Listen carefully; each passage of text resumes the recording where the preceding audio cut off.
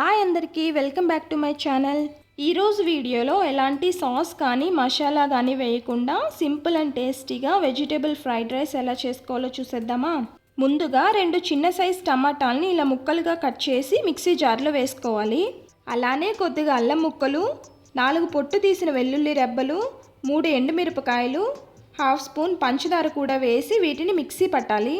చూసారు కదా, ఈ విధంగా మెత్తగా మిక్సీ పట్టి ఇప్పుడు పక్కన పెట్టుకుందాం. ఇప్పుడు స్టవ్ ఆన్ చేసి ప్యాన్ పెట్టుకొని 1 స్పూన్ ఆయిల్ వేసుకోవాలి. ఆయిల్ వేడైన తర్వాత మనం మిక్సీ పట్టిన టమాటా పేస్ట్ని మొత్తం ఇందులో వేసుకుందాం.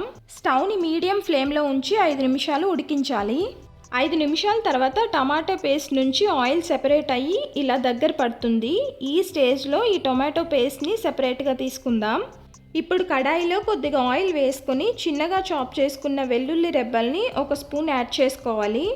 ఈ వెల్లుల్లి ముక్కల్ని లో ఫ్లేమ్లో కలుపుతూ వేగిన తర్వాత ఒక మీడియం సైజ్ ఉల్లిపాయని ఇలా సన్న ముక్కలుగా కట్ చేసి వేసుకుందాం.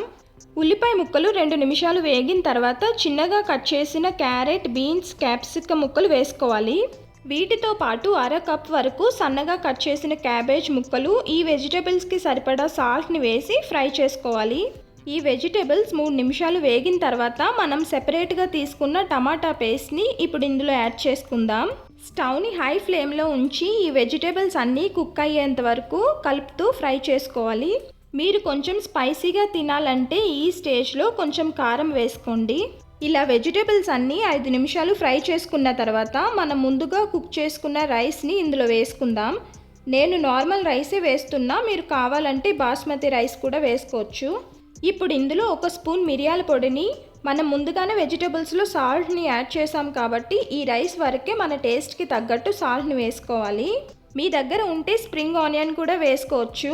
ఇవన్నీ కలిసేలా బాగా మిక్స్ చేసుకుందాం. ఇలా 2 నిమిషాలు టాస్ చేసుకుంటే మన వెజిటేబుల్ ఫ్రైడ్ రైస్ రెడీ అయిపోయింది. ఇలా ఒకసారి ట్రై చేసి పిల్లలకి లంచ్ బాక్స్లోకి పెట్టండి, చాలా ఇష్టంగా తింటారు. వీడియో నచ్చితే లైక్ చేసి మీ ఫ్యామిలీ ఫ్రెండ్స్ కూడా షేర్ చేయండి. ఇలాంటి మంచి రెసిపీస్ కోసం ఛానల్ని సబ్స్క్రైబ్ చేసుకోండి. Thank you for watching.